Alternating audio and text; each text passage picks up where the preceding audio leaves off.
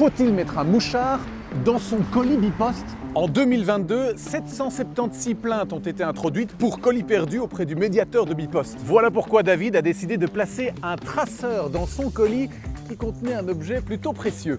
Voilà le fameux objet en question, c'est un casque. Sa valeur c'est 899 € parce qu'il est moulé sur mes oreilles, c'est-à-dire que c'est une pièce unique qu'on ne pourra pas vendre ou donner à quelqu'un d'autre.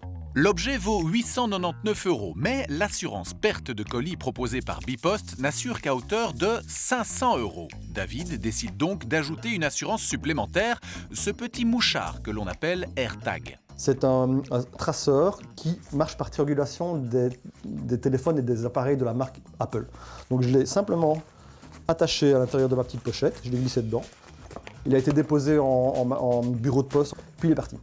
Le problème, c'est qu'une semaine plus tard, mon colis n'était toujours pas traqué. Ça veut dire que pour Bipost, il n'avait pas encore quitté le bureau de poste.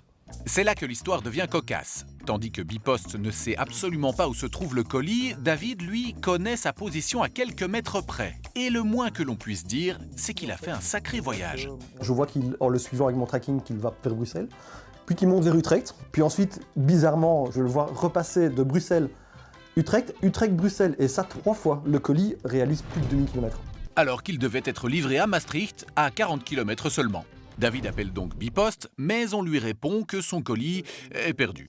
Le colis, il est là, et je leur propose de venir chez eux avec mon téléphone et de le récupérer, puisque je sais où il était. Comme le prévoit l'assurance perte, Bipost propose d'indemniser David à hauteur de 500 €. Mais vu que l'objet vaut près de 900 €, eh bien personne n'est gagnant.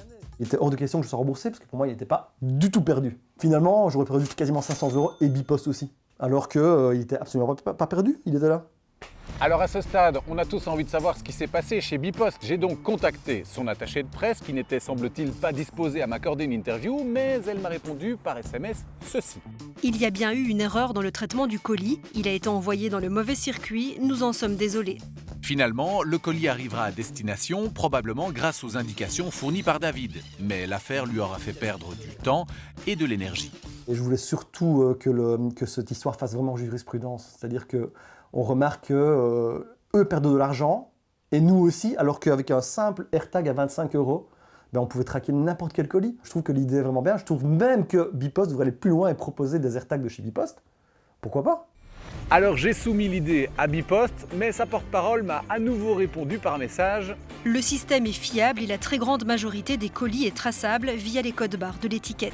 Alors finalement, doit-on faire confiance à Bipost et ses codes barres ou placer soi-même un traceur ?